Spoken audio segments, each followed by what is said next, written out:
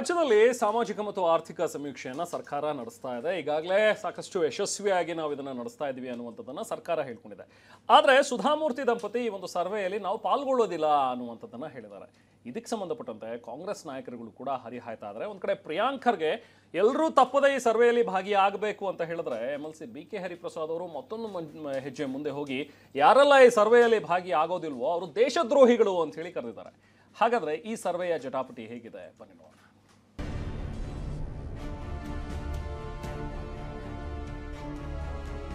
ಹಿಂದುಳಿದವ್ರ ಸಮೀಕ್ಷೆ ಅಲ್ರಿ, ಅವ್ರಿಗೆ ಅರ್ಥ ಆಗದೆ ನಾವೇನ್ ಮಾಡೋದು. ಸುಧಾಮೂರ್ತಿ ಅಂತ ಹೆಸರು ತಕೊಂಡು ಮಾಹಿತಿಯನ್ನೇ ಕೊಡೋದಿಲ್ಲ ಅಂತ ಹೇಳಿದ್ರೆ ದೇಶದ್ರೋಹ ಅಂತ ಅನ್ಸುತ್ತೆ. ರಾಜ್ಯ ಸರ್ಕಾರ ಸೆಪ್ಟೆಂಬರ್ 22ರಿಂದ ಸಾಮಾಜಿಕ, ಶೈಕ್ಷಣಿಕ, ಆರ್ಥಿಕ ಸಮೀಕ್ಷೆ ಆರಂಭಿಸಿದಾಗ್ಲಿಂದಲೂ ಗಣತಿ ಜಟಾಪಟಿ ನಡೆಯುತ್ತಾನೆ ಇದೆ. ಮೊನ್ನೆಯಷ್ಟೇ ಇನ್ಫೋಸಿಸ್ ಸುಧಾಮೂರ್ತಿ ದಂಪತಿ ಸಮೀಕ್ಷೆಗೆ ನಿರಾಕರಿಸಿದ್ರು. ಇದು ಹಿಂದುಳಿದವರ ಸಮೀಕ್ಷೆ, ನಾವು ಪಾಲ್ಗೊಳ್ಳಲ್ಲ ಅನ್ನೋ ಹಿಂಬರಹ ಬರೆದು ಕಳಿಸಿದ್ರು. ಇದೇ ವಿಚಾರ ಕಾಂಗ್ರೆಸ್ ನಾಯಕರನ್ನ ಕೆರಳಿಸಿದೆ.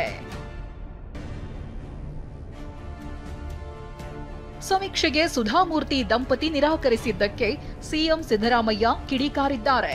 ಇದು ಹಿಂದುಳಿದವರ ಸಮೀಕ್ಷೆಯಲ್ಲ, ಸುಧಾಮೂರ್ತಿ ದಂಪತಿ ತಪ್ಪು ತಿಳಿದಿದ್ದಾರೆ. ಇದು ಕೇವಲ ಹಿಂದುಳಿದವರ ಸಮೀಕ್ಷೆ ಅನ್ನೋ ಭಾವನೆ ತಪ್ಪು ಅಂದ್ರು. ಹಿಂದುಳಿದವ್ರ ಸಮೀಕ್ಷೆ ಅಲ್ರಿ, ಅವ್ರು ಬರ್ದಿದ್ದಾರೆ ಸರ್.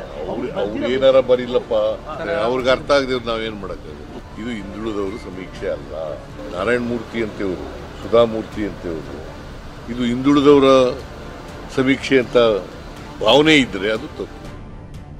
ಸುಧಾಮೂರ್ತಿ ದಂಪತಿ ವಿರುದ್ಧ ವಿಧಾನ ಪರಿಷತ್ ಸದಸ್ಯ BK ಹರಿಪ್ರಸಾದ್ ಕೂಡ ವಾಗ್ದಾಳಿ ನಡೆಸಿದ್ದಾರೆ.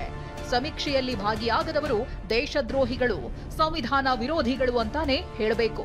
ಮೇಲ್ಜಾತಿಯವರಿಗೆ ಹಿಂದುಳಿದ ಸಮೀಕ್ಷೆ ಬೇಕಾಗಿಲ್ಲ ಅಂತ ಗುಡುಗಿದ್ರು.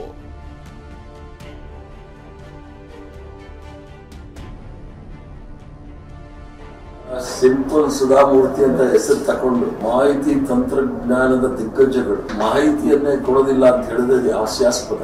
ಒಂದು ಸಾಮಾಜಿಕ ಮತ್ತು ಶೈಕ್ಷಣಿಕವಾದ ಸಮೀಕ್ಷೆ ಮಾಡುವಾಗ ವಿರುದ್ಧ ಮಾಡ್ತಾರೆ ಅಂತ ಹೇಳಿದ್ರೆ, ಇವರು ಸರ್ಕಾರದ ವತಿಯಿಂದ ಎಲ್ಲ ಸೌಲಭ್ಯಗಳನ್ನು ತೆಗೆದುಕೊಂಡು ಸರ್ಕಾರದ ಕಾರ್ಯಕ್ರಮಕ್ಕೆ ವಿರೋಧ ಮಾಡಿದ್ರೆ ಅದು ನಾನು ಹೇಳಬೇಕಾದ ದೇಶದ್ರೋಹ ಅಂತ ಅನ್ಸುತ್ತೆ. ಸುಧಾಮೂರ್ತಿ ಸರಳ ಅಥವಾ ಶ್ರೀಮಂತರಿರಬಹುದು.